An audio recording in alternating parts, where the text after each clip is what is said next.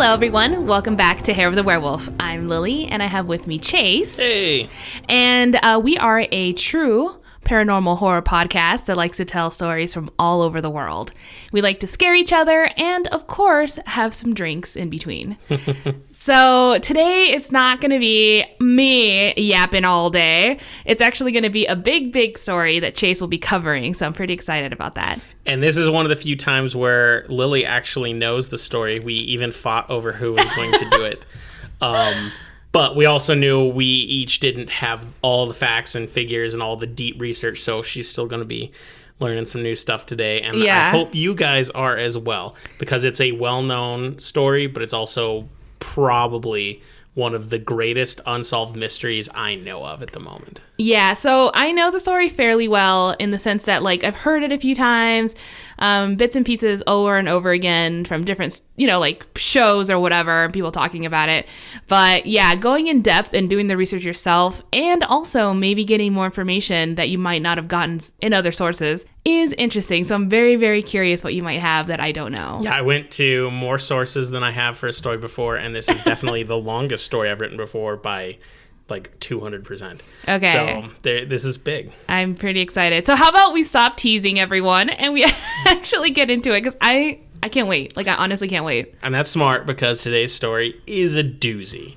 For those of you that are big into this sort of thing, because this jumps the line of true crime and mystery and supernatural, bear with me. You might already be familiar with it, but there is new stuff, including new evidence and new research that occurred within the last year. Okay. So today I'm going to talk about the Dyatlov Pass Incident. Yay!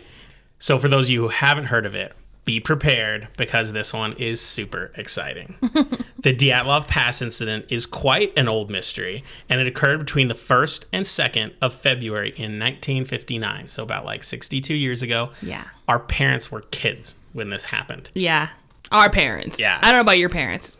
This happened. They might not have been born. Exactly. So this happened in the Soviet Union, and we're talking like peak Soviet Union. They had just beat us to creating Sputnik, the first man-made satellite, and the morale and economic growth in the country was massive. It was thriving. It was thriving at the time. And I think that's important because it kind of gives you the world that we're telling this story in. So this incident was so massive, its name, the Dyatlov Pass, actually came from this incident, because one of the main guys who did this, his name was Dyatlov. So I don't even know if it had a name before this incident. Oh, really? Okay. So yeah, this was named after one of the guys. Okay, yeah, that makes sense. And, a pass, at least when related to mountains, isn't a common term outside of hikers and outdoorsy people. So just to clarify, if anyone isn't familiar, a pass refers to a known traversable path through like mountains along ridgelines and everything. The Dyatlov Pass is located on the side of the Kholat-Syakhl mountain, which is part of the larger mountain range known as the Urals, which is in the Ural region of Russia. These Ural Mountains serve as the dividing line between Europe and Asia. I know there's a lot of new names here, so all you need to know is that this incident occurred in a remote area of a large mountainous region in the western part of Russia. And since it was February, it was incredibly cold and there was snow everywhere. There was some snow. Mountains, snow, Russia. That's what you need to know. Cool. Got it. The best place to start this story is with Igor Dyatlov, an engineering student at the Ural Polytechnic Institute. Outside of his studies, Dyatlov was an avid outdoorsman. He regularly would go on multi-day wilderness trips, and he even had a reputation for creating and modifying his own equipment to better serve him on his adventures. It would not be unfair to characterize him as experienced, ambitious, and capable. In late 1958, he was planning a very ambitious trip, which would end up being his last. It went through an area to which there were no detailed public maps. He designed a route with the help of a geologist, although it is believed no formal finalized route was ever made through the mountains. Essentially, he was planning to wing it. He was totally winging it. Oh my God. He's like, hey, super crazy area. I mean, I do that too in town, but I also know I'm never going to actually get lost. It gets even more crazy that he's winging it when I start telling you more about what this adventure entails. Yeah.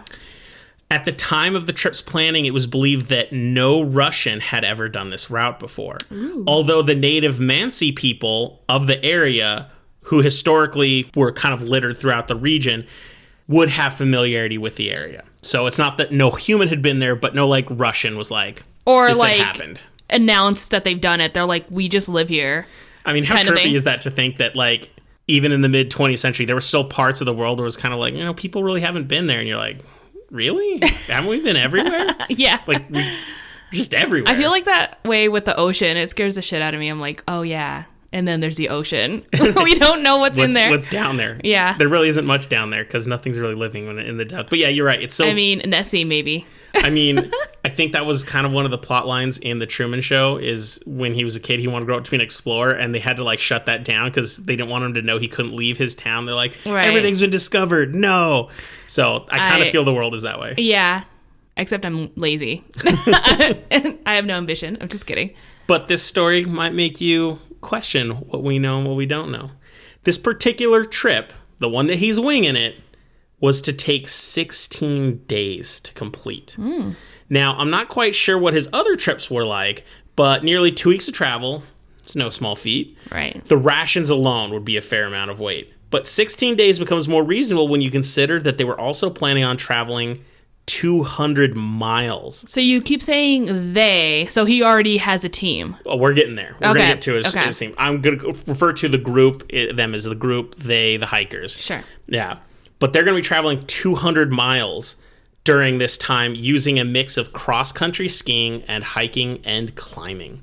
That's over 12 miles a day. And according to an article in the New York Times, just to give everyone some context, the average speed of a hiker is only 2 miles an hour, which I assume is an average of all skills from amateur to pro. So I bet some people are a little faster. And it's not speed hiking. It's not running. And this is pretty rough terrain. Again, lots of snow. Yeah. Not easy. But if we say 2 miles an hour, that would be 6 hours of hiking a day for 16 days straight. Mm-hmm. And that statistic was based on good weather hiking, too. Right. And this is snowy and everything. This was in the winter. It's a very inhospitable part of the planet. The path they were planning was considered a Category 3, which is the most difficult rank for a route, at least according to the Soviet standards of the time. They said this is the most difficult route you can take.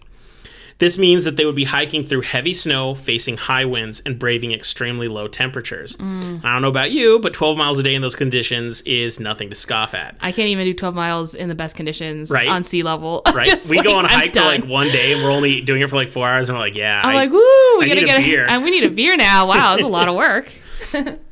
But anyway, as you can tell from all this, it's an ambitious trip. But to skilled and experienced outdoorsmen, it is still very feasible. This isn't like you can't do it. It's not like they're preparing themselves up for failure, but it's like this is a beast of a trip. Had they completed the trip, they would have been eligible for the highest hiking certification then offered by the Soviet Union. So this would have been a big deal. Cool. You and I would have been dead by the end of day one. Guaranteed. It just wouldn't happen. But I feel confident to say that some of our more skilled hiking friends would be able to do this without any notable risk, especially if they used my dead body like a tauntaun in Star Wars. Yeah, they're like, cut me open, like, I'm just going to sleep in Chase tonight. I'd be nice and warm. Oh, yeah. So Dyatlov, to answer your question earlier, assembled a group of 8 people to attempt this journey. They were a mix of his current peers as well as those who had recently graduated from the school. So they weren't all students. Some were just graduates. Okay. They all knew each other to varying degrees of fairly well, or, just knew each other. Okay. So get ready for me to butcher some Russian names while I list them out. Exciting. I'm going to try to not say their full names going on, but I'm trying to give the respect. These people are not alive, and they deserve at least a little bit of respect. So obviously we have Igor Dyatlov, who was the group leader. We have Zinaida Kolmogorova, who was known as Zina, or Zina, but I think I'm going to go Zina for the rest of it. She was a student. We have Yuri Yudin. He was also a student. We have Yuri Doroshenko, also a student. Alexander Kolevatov, also a student. We have Lyudmila Dubinina, who was known as Lyuda, and she was also a student. God, the nickname's hard. It's like, wait. Right. We have Yuri, this one's hard, Krivonishenko. There's a lot more letters than I'm pronouncing there. Sure. But he was known as Georgi, and he was a graduate. And this is lucky because if you haven't noticed, he's the third Yuri I've listed so far. Yeah. But he's known as Georgi, so he at least has a nickname. He was a graduate. Then we have Rustam Slobodin. He was a graduate. And then we have Nikolay Thibault Brinolis. He was a graduate, and his name has French. He has like French in his family, which So I said that one badly too. Okay. So in addition to this group, his school added a 10th member. This member was less known to them. Some didn't even know who he was. He was kind of the weird oddball. Was he like a guide, or like why did they add him? No. He doesn't fit with any of them. He was a World War II vet. This is 1958, by the way. He was a World War II vet and appeared to be a bona fide badass. He was described as having tattoos, atypical for the time. Sure, of course. And metal-tipped teeth. His name was Semyon Alexeyevich Zolotaryov, but he went by Sasha sometimes. Oh my God, well. But I'm going to refer to him as Semyon because all the research calls him Semyon. Oh, okay. In total, the group was 8 men and 2 women. Both the girls were the youngest of the group at 21 and 22 years old, and most of the men were around 23 or 24. The oldest guy, Semyon, was 38, so he was noticeably different. Much of the information about their trip has been extracted from both cameras and diaries found at the campsite. Multiple diaries were kept by all the different members of the group, but they also had a single group diary that everyone could add to. Oh, okay. That's In cool. total, there were 6 diaries recovered. And one of those diaries is a little confusing because they don't know who it belonged to. It didn't have any name, and it wasn't attributed to a specific hiker. And they couldn't even tell for sure whose it was. They can make assumptions, though, that it wasn't the people who had other diaries, but they can't even guarantee that. So we have a mystery diary. So it could have been... So they couldn't just compare other writings to the journal? Did they ever mention that? Because like you said, they were students. So if they were students, then they were, in theory, be writings, like papers or something from the university or anything like that, and they couldn't compare it. And if none of them, then my assumption would have been maybe the vet or something like that. So that's actually a good way to look at it. None of what I read suggested they compared it to any of their previous student writings, which is actually really smart, and I feel stupid for not thinking of that. But they said compared to other journal entries, they couldn't make an exact comparison, like on the group journal and everything like this. They probably did think of it and then couldn't still identify. You're overestimating the abilities of Soviet Union investigators in the 50s. I don't know. Yeah. But all we do know is that we just assume the people who wrote the other 4 diaries, it's not one of them. Okay. It's somebody else. Got it. Unless somebody had 2 diaries and was writing between 2, which is Secret diary. Weird. Yeah. There are some conspiracy theories that suggest it was a planted diary, but there is nothing in it that doesn't corroborate anything else said, and it doesn't say anything weird. So. Oh, well, that's weird. Yeah. So the group left the school on January 23rd, which they were to take a series of trains and buses to reach the actual beginning of their journey. So they weren't just like hiking from the school. They had to get there first for where they were going to do their hike. The train ride featured all typical types of mischief you would assume from college-aged kids. Several of them hid within the train in an effort to avoid buying tickets because, you know, they're cheap, as college students are. One of them was apprehended temporarily by police for singing a song which was not allowed at the particular train station where it happened. Remember, communist Russia. Right. At one point, a drunk passenger accused them of stealing a bottle of vodka from him. Although the drunk was removed from the train, notes in the journals have led to speculation that they may have indeed stolen the vodka. Oh my God! It was a mix of train and bus rides over the next several days. Now, they claimed that they were not going to smoke at all during this trip. Sure. And some people said that there was claims that they weren't going to have any alcohol. I couldn't find anything to substantiate that, but I did read in the journals about how they weren't going to be smoking. Okay. I think they were drinking. At least to some degree, they were drinking. I believe it. I feel like we would. Oh, we can't go on a trip without drinking. I'm like I could die. Half our trips are to go to places to drink. It's a really good motivator. So in between these train rides, most of the time they stayed overnight at local schools. So I think that's definitely like a sign of the different times. They could like go to a school and they're like, yo, we're just like students and we're on our way to a hike. Can we chill at your school? And they're like, sure. And they'll like give them like access to a stove and a warm place to sleep. Like a bathroom and all that stuff, yeah. If I try to go to like a high school in the middle of the night, say, can I sleep here? No one's even at the high school. There wouldn't be anyone there and everything would be locked. So they're like, no, fuck off. And if there was like some unfortunate security guard, he'd be like, go away, I'm calling the cops. He just tases you. He's like, please leave. So, but the one night they did stay at a hotel as one of the last nights. And on one night they even went to a club where they sang and they claimed in the books drank and, had a really party time. Okay. Sounded like they were going a little crazy. I'm assuming they were getting hammered and drunk. Totally were also smoking. Yeah. So if you read the journal entries like I was reading translations, obviously in English, their spirits were definitely high, and the journals indicated that they were kind of treating this like a vacation as opposed to like they're all very excited. A hard journey. Exactly. So on the 26th of January, that was their final day of vehicular travel to where they would get to the starting point of their journey.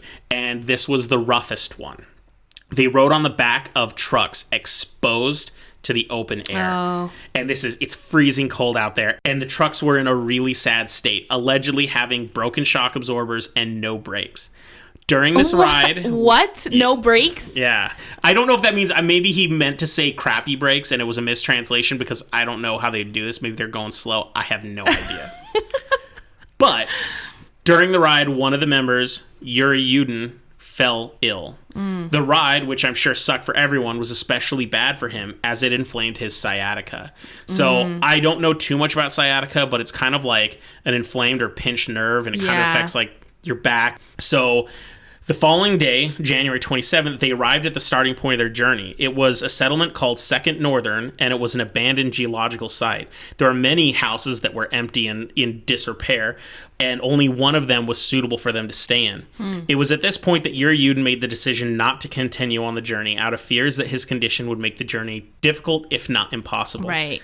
They split his supplies amongst the remaining 9 members, and Yudin collected numerous mineral samples in the area to bring back to the school with him. The group set up in the one habitable shelter for the night. On the morning of the 28th, Yuri Yudin formally parted ways and began his return journey to the school. He would be the only one of the group to survive. All right. The group traveled around 10 kilometers over the course of the day. They remarked that the weather was nice, being only negative 8 degrees Celsius, which is 17.6 degrees Fahrenheit, which actually isn't that bad. Yeah. Photos taken during the day showed them primarily using their skis to traverse the landscape, and the weather looked calm. Visibility was high. This was the first night they slept in tents during this trip, and journal entries claim they sang and talked until the late morning hours. Nice. Over the next several days, from the 29th to the 30th of February, they continued with few issues. Early on their trek, they were brought to a old Mansi trail, which, if you remember from me mentioning earlier, they were the native people of the region. Sure. They followed that trail for most of the day. Zena's journal mentioned that they saw many Mansi signs and writings in the trees along the trail. They took photos of them, and I have to admit that the signs are quite ominous looking. Many of the signs look like sections of bark removed from the trees with dark markings written in them. I have never seen Mansi writing before, but it definitely looked unfamiliar and a bit creepy.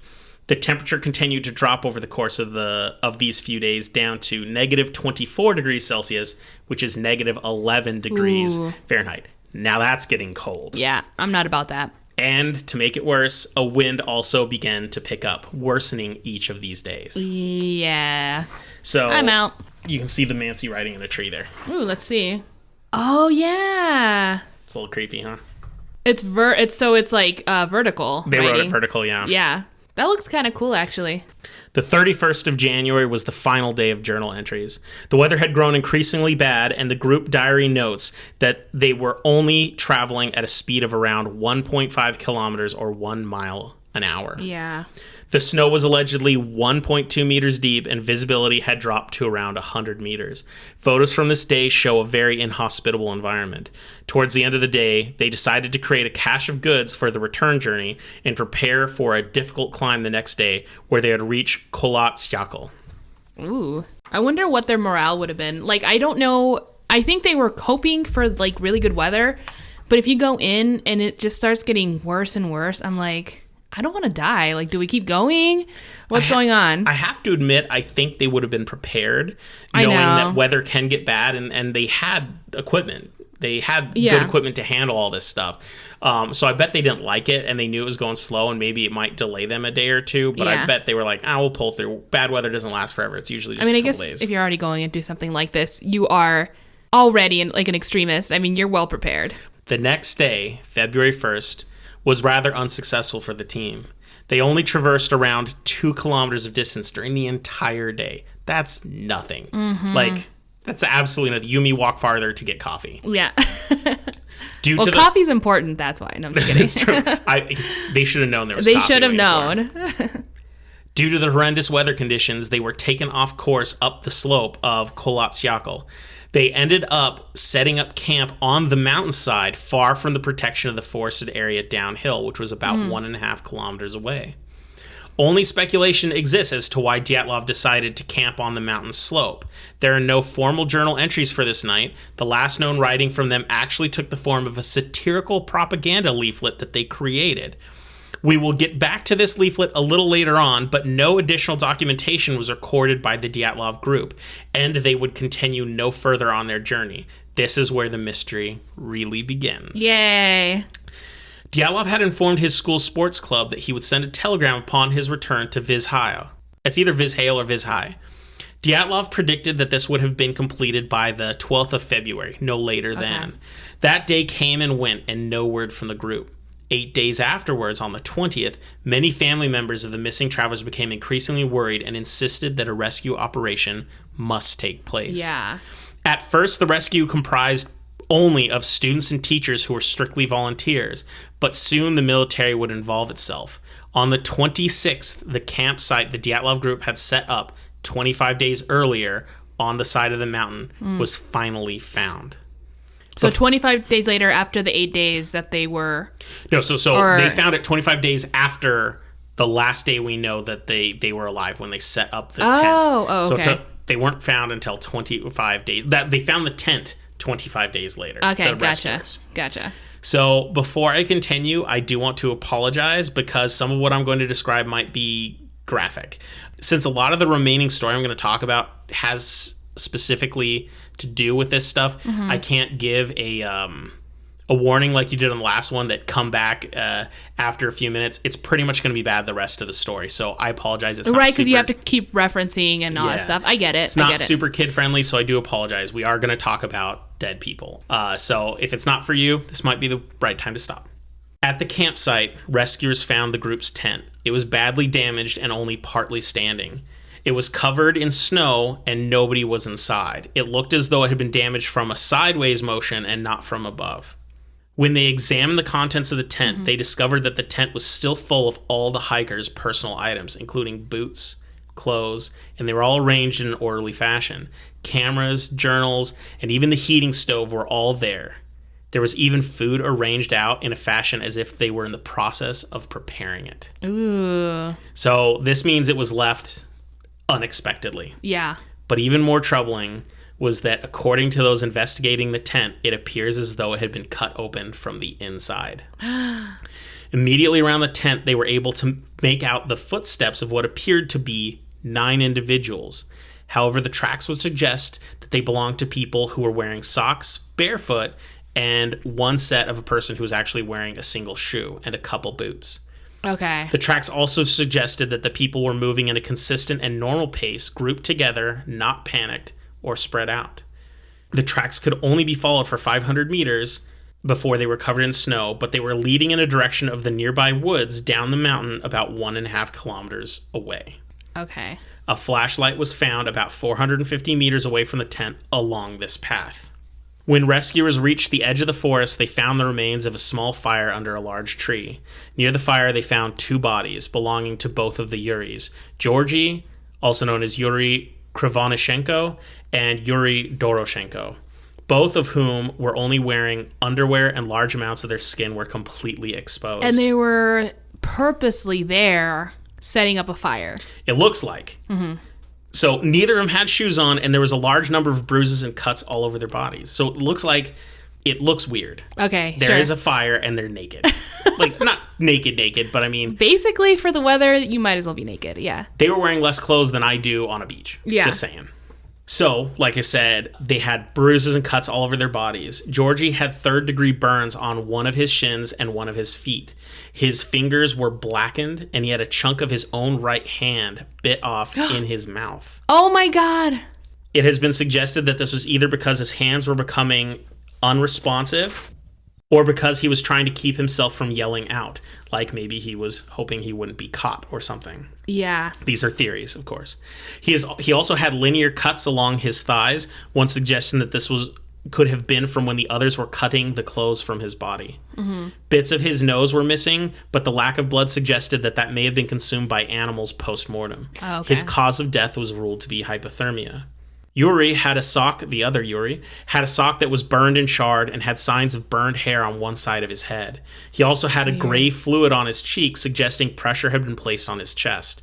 This could have been from a fall from the tree, but it has also been noted by experts to mirror the results of forceful interrogation applied by Russian special forces at the time. Some of the bruises to his body have been suggested by experts to be the result of himself hitting himself on solid objects in the area, possibly as a result of being in extreme agony. The amount of urine found in his bladder was extremely small, much lower than should exist in a body that succumbed to hypothermia. Despite this, experts ruled his death to have been hypothermia. Both of the bodies also showed signs of livor mortis, which is a pooling of the blood that happens after you die.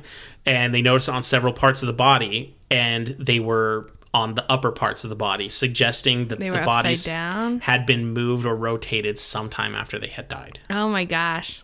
The tree that was next to them also had several disturbing clues about it. 12 or so feet up, there were signs of broken branches and skin embedded in the bark. It has been suggested that they were desperately attempting to climb the tree, which destroyed the flesh in their hands. Why were they attempting to climb the tree at this point? I'm not sure, and it is a point of contention. Some have suggested that they were looking for a high vantage point, perhaps to spot their campsite. Others have suggested that maybe they were trying to get away from something and reaching higher ground out of fear. Yeah. Hanging in the cedar trees above their bodies were several articles of clothing that were believed to have been from both of the Yuris.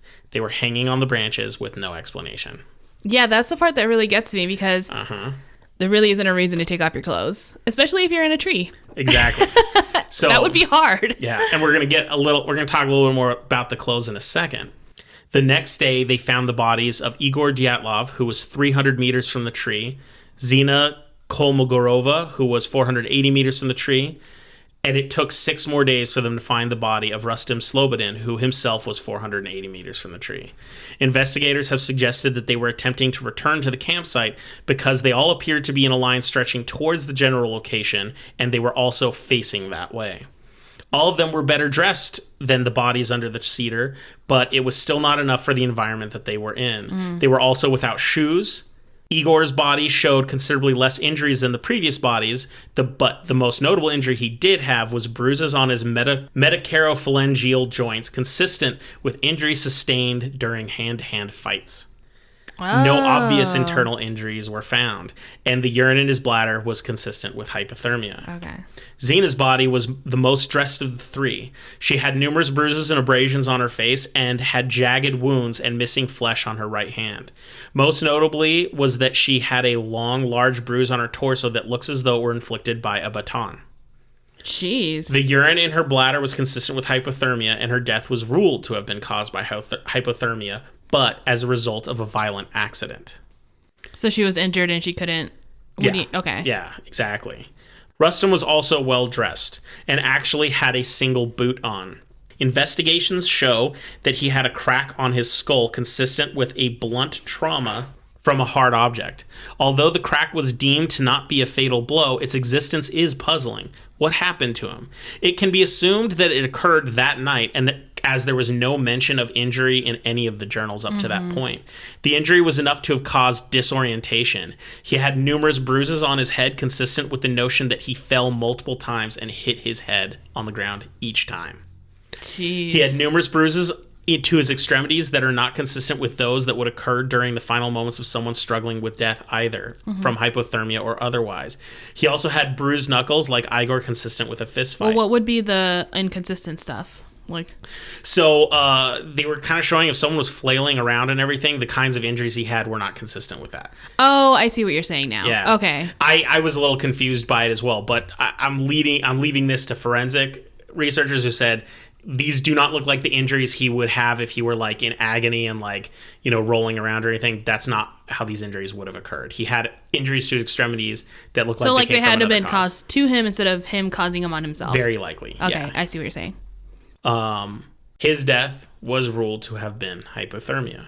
The ultimate cause, I guess, but not what got him there. Exactly. The other 4 hikers remained missing, The harsh environment made search and rescue efforts difficult.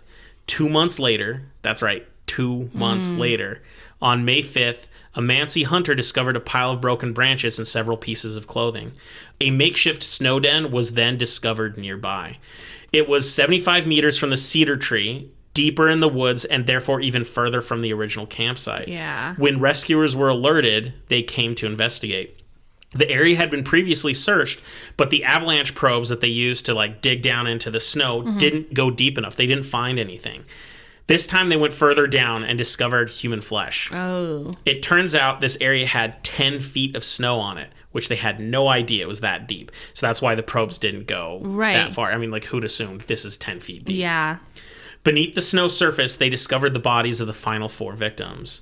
They were grouped together, and it appears as though they were attempting a well-known survival technique in which they dig a hole to protect themselves from the surface elements and put an arrangement of branches on the ground to keep their bodies from having direct contact with the snow. The branches were obviously cut with a knife, yet no knife has ever been found. And despite the creation of this patch of sticks for protection, the bodies were found several meters away from it, lying in a rocky stream that was buried under the snow. All 4 of the victims were wearing far more clothing than the original 5 who had already been found. Investigators suggest that there was evidence that the others had died first, and the clothes had either been given or taken by the remaining 4 members. Some of the evidence to suggest this was that these 4 were wearing clothing items that belonged to other members of the team, and that many of the clothes showed evidence of damage as if they had been ripped or cut off of people. As horrendous as the deaths of the previous 5 had been, nothing prepared the investigators for these bodies. Despite evidence that these 4 were making good efforts to survive in these conditions and wearing more clothing, their causes of death are baffling. Nikolay was well-dressed, having layers, gloves, and even boots. It was suggested that he may have been outside the tent when whatever happened occurred owing to his more prepared nature. Despite this luxury, he had severe damage to his skull with pieces of bone penetrating his brain. This was more than enough damage to prove fatal. The injury would have required considerable force and would have undoubtedly resulted in a concussion, possibly even unconsciousness. Lyuda and Semyon's bodies were both well-dressed, well enough that experts say they could have survived in the makeshift shelter that they had created. Their cause of death was not hypothermia. Both of them had crushed chest cavities, including numerous broken ribs. Investigators likened the damage as requiring immense force, such as those of an automobile crash or a shockwave from a bomb blast. Jesus. There was little damage to the soft tissue consistent with those of a shockwave blast. Lyuda had a hemorrhage in her right atrium of her heart. She was found lying against a ridge face down with water from the stream pouring over parts of her body. Both of her eyeballs were missing, and so was her tongue. Oh my God. I remember that. Her cause of death was ruled as being due to the hemorrhage and internal bleeding. It is estimated that she died no more than 20 minutes after receiving these injuries. Semyon's body was also missing its eyeballs. Semyon was assumed to have possibly survived longer after receiving his injuries. One peculiar point of note is that Semyon had a camera around his neck. Now, why on earth would he have a camera when so many people didn't even have shoes? Had he been outside the tent before whatever happened, what would he be trying to take pictures of? Right. Despite both Lyuda and Semyon having similar chest injuries, the notable differences in them, height and angle, suggest that they might have been from different events, not the same event. But that can't be guaranteed or proven. It has also been suggested by investigators that the eyes and possibly tongue being missing were the result of post-mortem damage from local wildlife, animals eating them and whatnot. Right. Is that how they saw it? Like, you know what I mean? If it was an animal, they might see like little teeth marks. They didn't on the see tongue. that kind of thing, and most of those suggestions actually came from later on. There are some people who say that there was a brown mucus-like substance in Lyuda's stomach, and it would suggest that she had consumed blood and coagulated blood, suggesting that her tongue was removed before she died. While she was alive, yeah. But there's people who were dealing with, 60-year-old autopsy evidence, and it's kind of hard That's to say. hard. Yeah, okay. Yeah. And lastly, we have Alexander Kolevatov, who I think is probably the most interesting of all the bodies. Although not as well dressed as the others around him, he was still decently protected, more so than any of the other people. And the only thing he was really missing was shoes. He was also the only one of the 4 to not have such a traumatic injury to his body. In fact, the autopsy and findings of his body are left largely unaddressed and undiscussed. He had a deformed neck, bruises behind his ear, and damage to his nose. But it's unclear if the injuries are consistent with being in the elements for 4 months, or if it was due to some sort of trauma to his body. Mm-hmm. One source suggested that these wounds were consistent to a type of killing performed by Russian special forces. Ooh. But the lack of evidence released makes this problematic. I'm not quite sure why he died. No one seems to be quite sure why he died. They didn't even say that his official cause of death was hypothermia. It, as far as I can tell, was left unmentioned, which makes it... They just let's just not talk about that one. It gets a little confusing to me.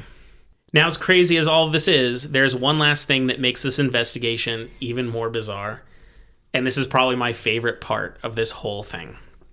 During the investigation, they found that articles of clothing that both Alexander and Lyuda were wearing were radioactive. Dun dun dun. I remember. It's like the thing that really just... I think I remember... Like, wait, what? Yeah, I'm like, okay, so Bear, maybe they did get in contact with some dangerous people, but why would they be out there? And then you're like... And radiation. I remember. And you're like, wait, what? I was like on the boat with you initially, but now I'm just like, okay, you just threw a radiation bomb on me. And there is no denying at this point the radiation still remains the biggest problem with every theory. Right. So we're gonna talk more about the radiation in a second. But all of this is evidence that was released officially in reports. Mm-hmm. None of this was like suggested or conjecture at this point. This is stuff that we have photos, we have journals. This is all the official stuff. There's a few pieces of information discussed in it by people later on that weren't part of official reports. Okay. So before we begin, there were other things that some people mentioned having seen or bits of evidence that were never in the official report, and we'll get back to those later. I think this is a perfect time for us to take a break, and we'll talk about theories and problems and ideas when we come back. Okay, sounds good, because I need a drink. Absolutely, because, hopefully not a radioactive one. Maybe. Okay, guys, we're back from the break, and I have a drink in hand, so I am so ready to hear all the crazy things that you're probably going to tell me now. All the theories and what have you. Well, but... before I go into the crazy theories, and I've cherry-picked the ones I think are the best, I'm really curious to hear what you have to think about all the crazy stuff I've already told you, because at this point, it's people's theories, which means what you have to say about it is, in my opinion, just as valid. So I want to know. I mean, I know. It's a little tough, because since I do know the story a little bit, I feel like I might spoil some theories that I've already heard. So I don't know if it's something that I even came up with at this point. That's fine. But... things that obviously, to me, whenever I hear the story, I'm always wondering, okay, the radioactive clothing, what the hell? Are they near a bomb site? Are they just naturally getting more radioactive the deeper they go in there? And that's why they were being stopped, because experiments were being performed by the government that they didn't want to know. Also, what's up with climbing trees with no clothes? Why would you take those off? And missing body parts. Yeah, like, it's insane. So you're like, oh yeah, an animal, but an animal can't do everything that it did. So I don't know. I want to talk about it as we go along. And there's also no animal tracks that they could find. Ooh, that's right. There were no animal tracks. I remember that. Yeah. Maybe it's just like a flying pterodactyl. So what makes all our theories difficult is that we are talking about Soviet Russia. And like any government, but the Soviets were, infamous for this. They're going to withhold information. They're going to hide information. Everything's going to be a bit tailored. So the big question is, what do we not know about this? Like that one guy's death. We still aren't quite sure why he's dead. And why were they even testing for radiation on these clothings? That seems like a weird thing to do. I want to talk about that radiation first. I think it's the most important thing. So before we get directly to theories, we should talk about a few bits of evidence that are the most intriguing and the most troubling. So Lyuda's sweater tested positive, but it belonged to Georgie, the guy who died under the cedar tree. Are you talking about, now we're talking about the guy you said, right? So Lyuda is the woman who was found in the stream. She was one of the last 4. Okay, you gotta say where the body, because I'm not gonna remember the names. No, totally. Sorry. So Lyuda, who was of the last 4, she's the one who had the chest trauma. Right. And she was found in the stream. Okay. Her sweater tested positive for massive amounts of radiation. Okay. But that sweater belonged to Georgie.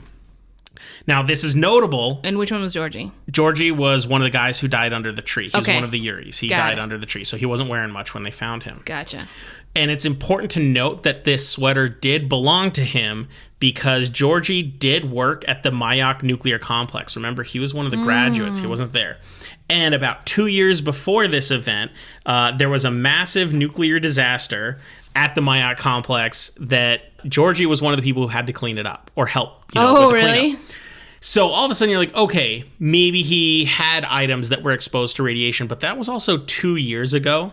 Yeah. And this was a high amount of radiation, and you'd think that if he was at this, they would have, checked him with dosimeters, Sure. and so You would think. but it is important. This is the only time you can try to explain where this radiation came from in a non-creepy or bizarre way. Is that he worked at this nuclear facility, and maybe that's how he got it. But it doesn't explain the radiation on Alexander because it was on his sweater waistband and his pants. And which one's Alexander again? He is one of the other. He's the guy we're not sure how he died, and he died next to the girl too. So they both had radioactive stuff. But none of his clothes belong to Georgie. So why are they radioactive? And it's like, oh, well, maybe they were close by. Well, then everything should have kind of shown off radiation, but it doesn't. Did they test the tents and everything? They apparently tested everything because they actually moved the tent. Okay. And everything, all the bodies were brought back to storage facilities and investigated and seen and tested and everything. So that was all they found that was radioactive. Okay. Now, the radiation was consistent with either direct contact with radioactive substances or from radioactive dust settling from the atmosphere.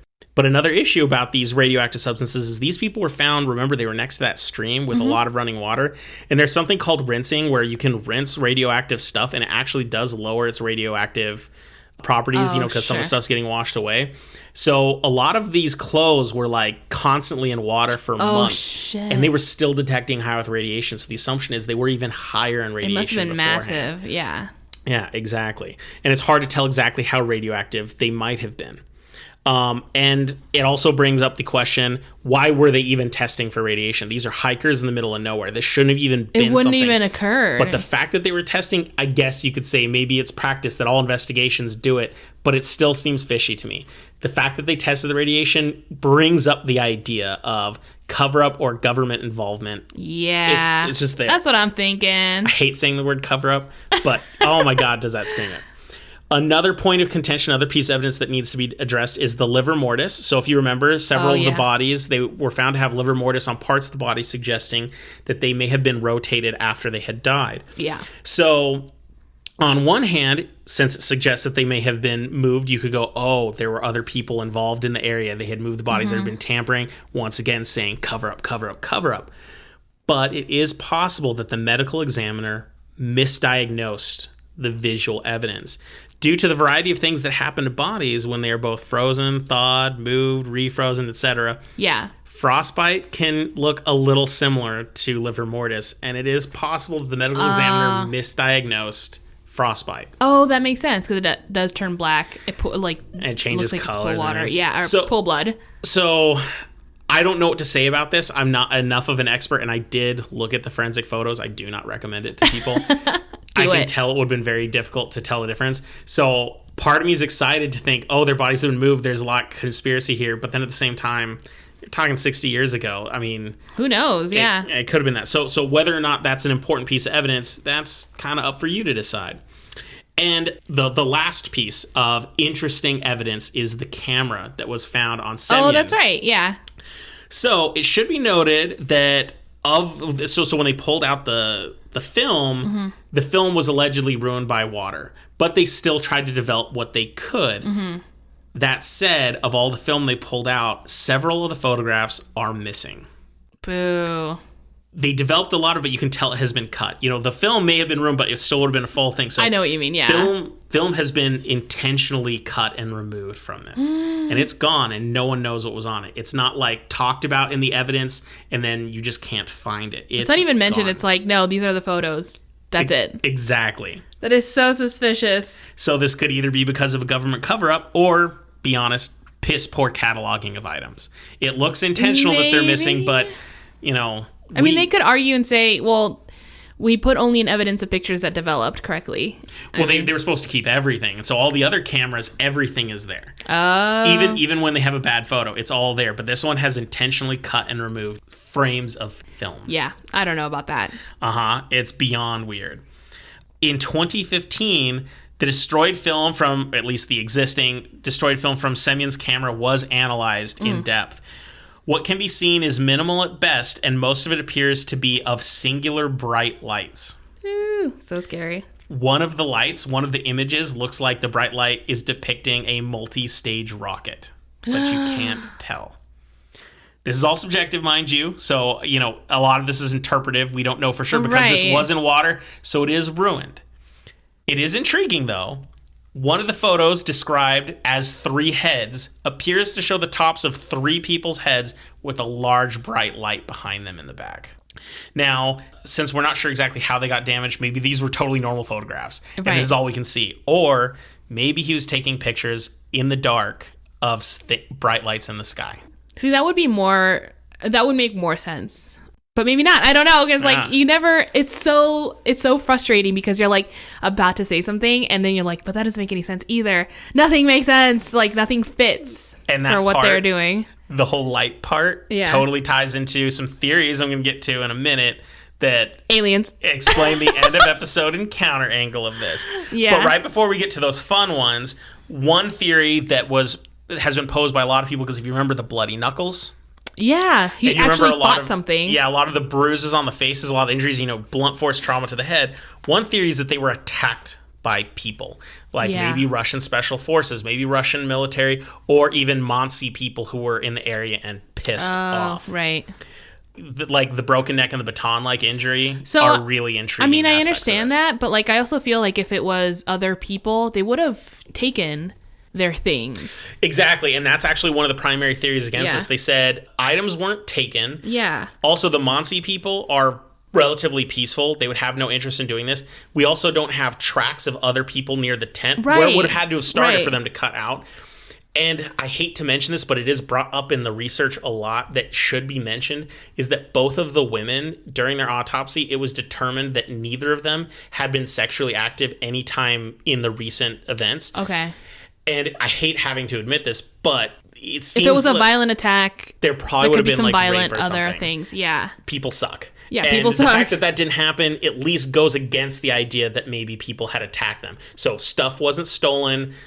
Women weren't, horribly abused. They would have had to have just gone there only to kill people. But what a random place to decide to do that. So it doesn't make any sense. Okay. Unless, as some people said, people came to the tent, their tracks are missing, a fight ensued, and then the people ran down the mountain, and then all their deaths occurred afterwards, and the people went away. So but still, the tracks are still not there. Agreed. That's a big point of contention. It also doesn't explain the giant traumas to the chest, which could not have been caused by a fist fight. They're just too impactful. How did that happen? Yeah. Now that I got that one out of the way, I don't like that example. It doesn't make sense to me. You'd think, especially if it was Russian forces or whatnot, there would be bullets involved. People would have been shot and everything. So that theory, it's a big theory. A lot of people talk about it, but I don't buy it. And it just doesn't fit with anything to me. Would like to assume that they would have covered their tracks. And I don't mean their actual footprints, as they might have, but I mean they would have, I don't know, not left them so exposed or Mm-hmm. But it is intriguing to think when they say there's the possibility the guy bit his hand so he wouldn't scream out. Maybe they were hiding.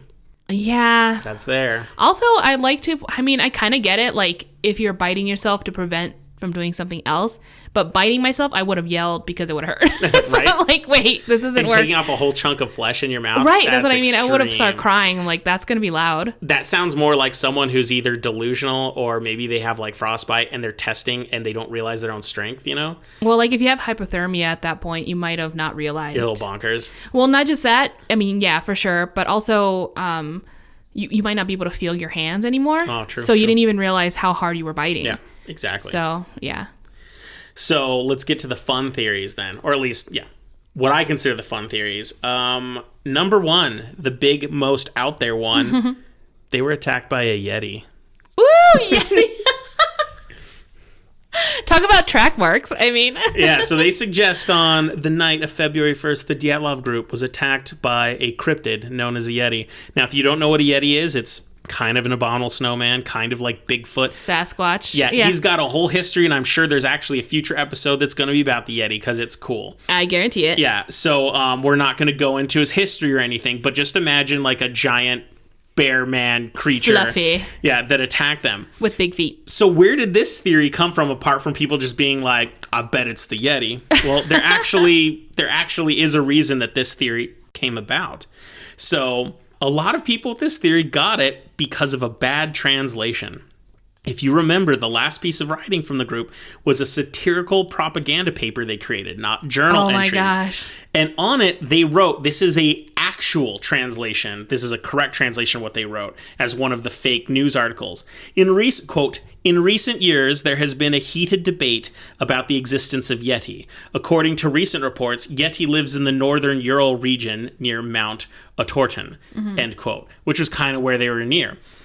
So it's supposed to be funny, and I read the entire satirical pamphlet. They were joking about a bunch of stuff, so it just feels like everything was supposed to be funny. However, original translations of this section were done a bit weird, and the translation that originally came out, they thought it said, quote, from now on we know that the snowmen exist, end quote. Ooh.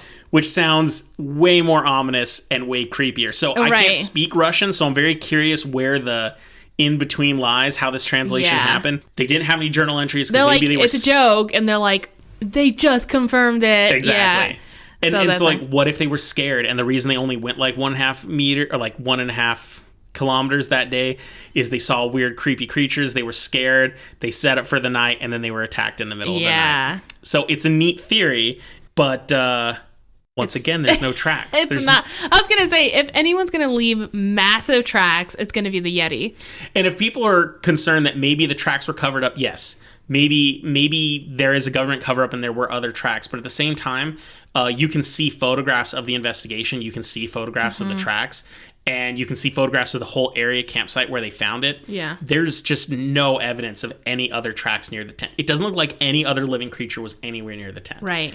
And so this is the last of the theories that involves another animal being, or another living creature being near the tent. Okay. And so it's unlikely, although I have to admit there is an amazing idea of a giant creature coming and attacking people in the middle of the night. Not that I wish this upon anyone, but it would have been, but if, it would have been pretty cool if it was Yeti. Exactly. So going back to some of the stuff we were talking earlier about the radiation and the weird stuff, it's time to talk about the UFO theories. Yay. So the lead prosecutor of the investigation claims that he was told he couldn't mention his theories on the subject in the report that he created in 1959. He mentioned this, I believe, in like 1990. He said, I wasn't allowed to say this, but I'm saying it now. He waited a long time. He waited until after the fall of the Soviet Union. Sure, yeah. He claims that there was evidence of scorch marks and burning on select trees in the area. Oh my God. There was no obvious pattern to the burns, and they had no obvious origin of the damage. It wasn't like, it emanated from somewhere. Random trees were burnt. He suggested that perhaps something like and I'm quoting him, heat ray damaged the trees and perhaps was targeting the Dyatlov group as they ran. He suggested that this could have been because of UFOs in the area. It should also be noted that around the time of this incident, and this is important, this is getting into the evidence that wasn't in the official report. Okay. Around the time of this incident, strange lights and balls of fire were seen in the sky in the entire area surrounding the Ural Mountains. Oh my God. We're talking days leading up to this incident and months after this incident. That is something that just exists. That's something that has to be mentioned. It was not mentioned in the report. I don't remember that. Yeah, so lots of lights and weird stuff going on in the region. Heck yeah. So one of the things I like about this UFO theory is it does address a few of the other contentious issues with what's happening.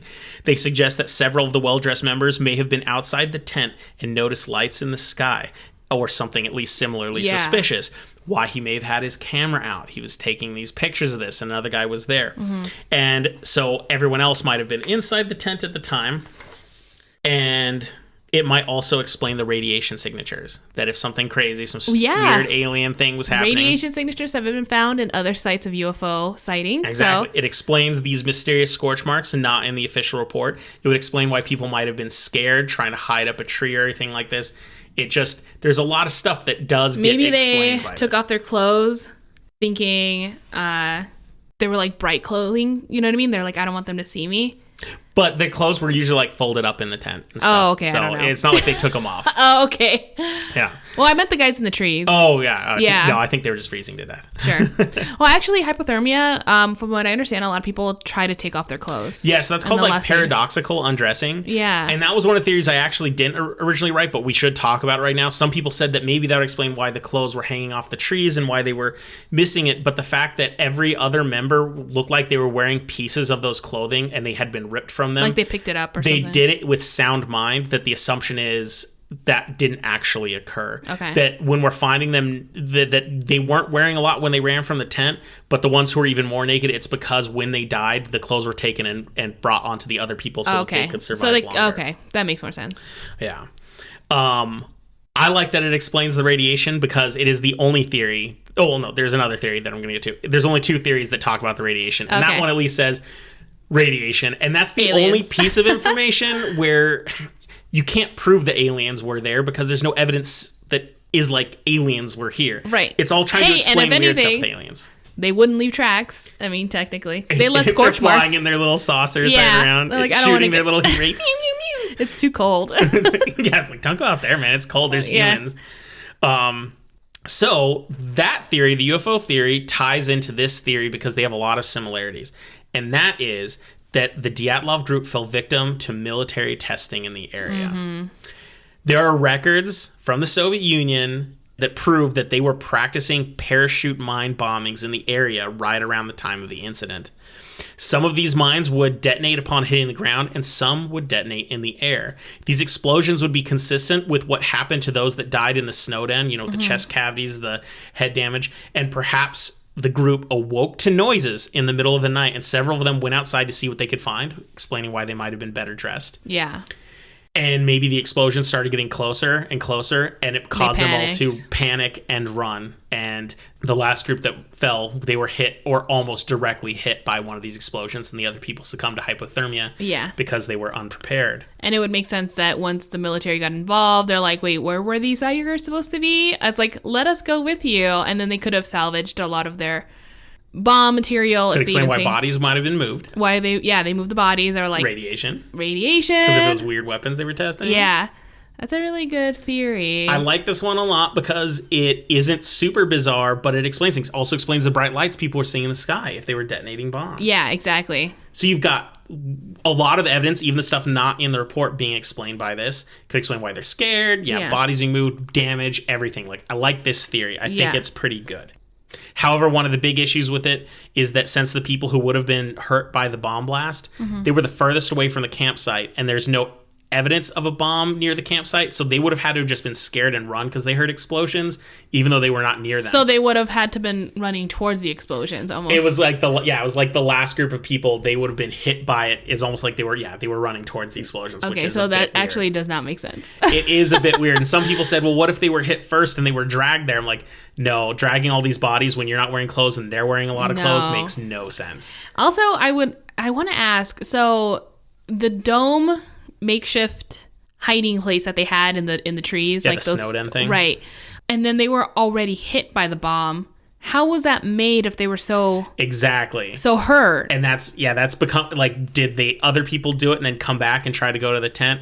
All this starts making it seem unlikely. But why would you leave the dome if you were using it for survival? You're not like, oh, now that I made this thing that's going to keep me alive, I should walk around. Exactly. And the people that were being protected in the den, you're like, well, can I have some of your clothes while I go hike back to the tent? Right. Yeah, there's some weirdness there. I like a lot that it explains, but it does bring new questions, which I hate when there's new questions. I'm like, I don't know how to explain that. Yeah. So then there's another theory. This one's a much more recent theory, and that is, this one's pretty grounded too, and its explanation is that there's a phenomenon known as katabatic wind. Some people say katabatic wind. Katabatic, okay. A 2019 investigation into the area brought evidence to suggest the likelihood that strong winds coming down the mountainside could have hit the tent, causing all manner of issues. The weather was already terrible, but katabatic wind is described as hurricane force wind. Ooh. It is so strong that the hikers would not have been able to stay in the tent, would have actually needed to seek shelter in the trees below the mountain. You know, the tent might have been a suffocating experience. They just couldn't have done anything about it. So why didn't it blow the tent? Because it was probably like staked down and or torn. I mean, So when they built the campsite, they actually cut into the mountain to kind of give them a wind protection. Oh. And so there's a chance that the tent was dug in deep enough that it wasn't going to blow away, but it could have been impossible to stay in. Okay. At the time. That's kind of weird, but okay. A little bit weird. The structure of the mountain Kholat matched the requirements for this type of wind. So the people who went and investigated it, they said it has the perfect structure to create this kind of wind. And modern investigators went and were experiencing very terrible windstorms on certain nights. And they said, yeah, it's very possible that this actually could have happened. And so they may have actually had no choice and had to run and leave the tent and go down to the trees. Similarly to this, it's kind of an addendum to this. There's another phenomena called infrasound, which is a super low frequency sound that in some cases can produce physical discomfort and panic in lots of people who are exposed to it for extended periods. And it can be caused by heavy wind in very specific instances. And people went there, and when they were measuring the wind, it was able to register these low-level frequencies with the wind. So it was kind of making them crazy? Maybe the wind made them crazy. Kind of like how you have the silence, or the hum in Taos, that maybe it was creating this sound that they were fine with for a while, but then it kind of made them panic and go crazy. Maybe it's why they left the tent without any clothes. They were a little bit crazy. And then that would have to be so extreme, though. Well, this theory also suggests once they got down to the tree line, they would have been out of the area where this infrasound was being created. Yeah. And they would have been able to regain their faculties and go like, this is weird. We need to get back to the tent. And the three of the guys who were pretty decently dressed said, we're going to go up there. And they died. Right. And the two guys died below. And that could have happened. This is a weird theory because trying to explain all these people dying have to do with, crazy wind or a hum that makes you go crazy. I don't like the hum one. That one bothers me. I feel like I don't know if that would have been, it must have been one hell of a sound. Yeah, right. Because I just don't see that being, they were already dealing with so many things, but maybe that was the thing that broke the camel's back. You can go back and forth on it like a million times. I can see how that can work, but I just don't think that was it. Well, and the other thing is the hurricane force winds, that sucks. But if you're having trouble breathing in the tent, you'd think you just cut open the tent and start breathing outside of it. Like, why would you run without clothes in that horrible wind? Like, I still have a hard time buying that. If the tent was still standing and your clothes were in the tent, you might as well put on your clothes while you're there because it's not flying away and then run away. I don't know. It's just running naked in the freezing cold because the wind is really high. I don't know. I'm not in that situation. I've never been in that situation. But that one, I don't know. Maybe if I went in a simulator, I might be able to see how much it sucks and be like, oh yeah, they totally ran. I'm not sure. So now let's get to the official explanation from the original report. Ooh. Because that's important because it leads into the new evidence that we've got. So the original investigation suggested that an avalanche had occurred. The avalanche would have hit the tent and covered it with snow, or at least was loud enough to alert the group to wake up. Right. They had then panicked and cut their way out of the tent and attempted to either run from an existing avalanche or a pending avalanche or an avalanche that had already occurred. And they went running for the tree line because that would have been a much safer place to hide from impending snow. That's a long run when you've got an avalanche, and avalanches are fast. And it said that if snow had covered the top of their tent, because when they found the tent, it had snow on it, they would have had to have cut their way out because maybe they were suffocating. Yeah. They wouldn't have had time, and the weight of the snow would have kept them from grabbing their clothing, and they wouldn't have been able to do anything about it. Like that, they were stuck, and they were panicked, and they were running. And then, so then it goes on to explain that all these people went to the base of the mountain, and they tried to set up a fire. Two of the people who were badly dressed were succumbing to hypothermia. Three of them decided to try to find the tent again, even though it was late at night. They also died on the way because they couldn't find it at night, and they were also freezing. Oh, and the other group of four went off to build that dome. Went off to build their little hidden thing. But here's some issues with this avalanche theory. The damage to the bodies? Yes. Okay, yeah. The damage to the bodies is the big one. Right. It doesn't correlate, for sure. But also, you can tell when an avalanche has occurred. And none of the investigators saw any evidence that there was an avalanche that had occurred on the mountainside. Like, avalanches are big, heavy things. You'll see giant gashes of snow, huge amounts of snow moved, and you'd also still see damage on the tree line from where the snow went. None of this had actually occurred. Right. And sometimes the snow could have been so heavy, they couldn't have even dug themselves out. The snow on top of the tent was so small, like, they didn't have to dig themselves out. We're talking, like, less than a foot of snow. Like, they could have dug themselves out. They did dig themselves out if there was snow there at the time. So there's just so much suggesting that there actually wasn't a massive avalanche. At least it wouldn't have been such a violent avalanche or something. It would have been like a little tiny thing, but it doesn't seem like that's the case. But here's another thing, and this piece of evidence actually goes against the heavy super windstorm people were talking about too. The photos of the investigation show that a lot of these people, you know, they stuck their skis up. A lot of people, when they camp out somewhere and they're not on the skis anymore, they stick the bases into the ground so they kind of stick straight up. Okay. Well, the hikers' skis were still there. They weren't buried in snow. They hadn't been knocked down by waves of snow or heavy wind. They were still sticking up. And that would fly away. I'd like to think so. I can't imagine why wouldn't. Yeah. Very few people address this, but I think it's an important thing to talk about. Definitely. Either way, there's a lot of inconsistencies with this. There can't have been a massive avalanche. And now we get to the point where people who may have heard this story before, this is the new information. This is the recent stuff that's been done in the last year. This year? 2019, 2020, and published in 2021. Ooh, let's hear it. So a lot of this was created using modern measurement techniques where they, you know, measured the mountain, got geographic data and everything, but they also compared it with the exact information we knew from the investigation. Okay. They were able to find the exact location of where the tent was, which was slightly different than the report suggested, but they were able to find out where it was from the photographs. They were able to recreate things and run simulations and figure things out. One thing that they were able to guarantee from their research is that the weather was indeed way worse that night than any of the investigations have suggested. Ooh. Everything they find out now says that the winds were in excess of 64 miles an hour. Holy. And the temperature was probably around negative 34 degrees Celsius, which is negative 30 degrees Fahrenheit. Oh my God. That's a bad day. I would have, I mean, I would have died. And I mentioned earlier that they ran simulations, and this is where things get funny. These simulations were ran thanks to a Disney animated film known as Frozen. Oh my God. I'm not joking either. Oh my God, that is so weird. Using some of the snow simulations developed for the movie, several avalanche specialists were able to create a new picture of what may have actually happened to these hikers. Photographs taken by the group while setting up the tent, as I mentioned earlier, showed that they cut a 90-degree hole in the slope of the side of the snow, probably to block the wind from the tent, but also so that they could have a more level surface to set up their tent. Okay. This created an ideal scenario in which a slab avalanche can occur. Now, a slab avalanche is very different from a traditional avalanche. We imagine massive amounts of snow coming down, destroying everything. A slab avalanche can be very, very small. It is caused by the formation of different layers of snow on top of each other. A fluffy and light layer of snow is laid down, and then as it's slightly frozen, a much denser, heavier one is built up upon it, creating a little bit of a lack of structure. When they cut into the side of the mountain, it removes this structured strength that it has, allowing for the top layer of snow to be able to slide on top of another layer of snow, which, since you've gotten rid of this structural integrity, but you also have 64-mile-an-hour winds, what this can cause is a slight sheet of snow, not even a foot thick, but it could be as wide as someone's yard, maybe a half acre, to just slide down.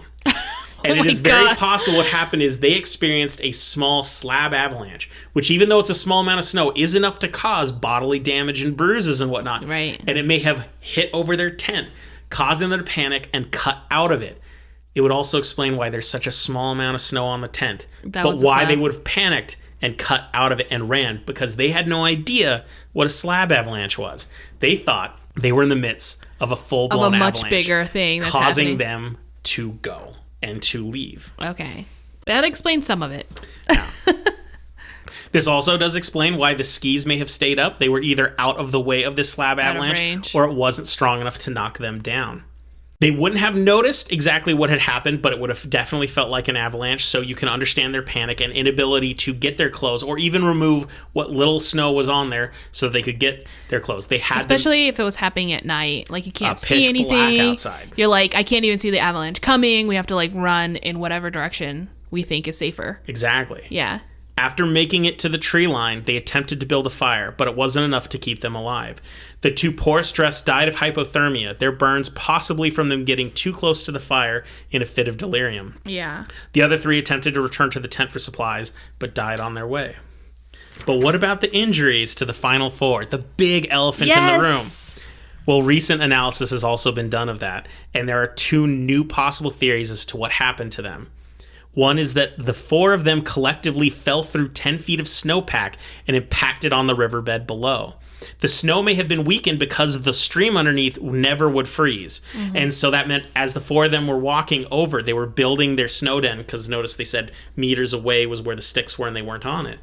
If they were walking over this snow and it was loose and weak underneath, it would have collapsed and causing them to fall 10 feet down. Oh. Heads hitting rocks, chests hitting rocks. They pretty much all just fell to that. The guy breaking his neck. Yeah. They all may have just tumbled and fell to their death. Okay. Over a riverbed. It explains why they're in a river too. Why would they give up and die on a river? Even with hypothermia, they're just like, yes, this running cold water, I'm going to do this. I'm going to lay on this water. Alternatively, similar to this, was that while they were digging and trying to create a deeper pit and everything, this intense 10-foot snowpack fell on them. That kind of weight is ridiculous, because a snowman falling on you hurts like hell. Sure. That it could have been all this weight on them, and while their bodies were sitting there atrophying for 2 months, all this weight was slowly compacting their chests, which would explain why they had no damage to the flesh, but the interiors were completely broken. However, the causes of death did suggest that the traumatic injuries were the cause of death, suggesting the first theory of them falling 10 feet through the ground while they were trying to build their snow den, collecting sticks and everything.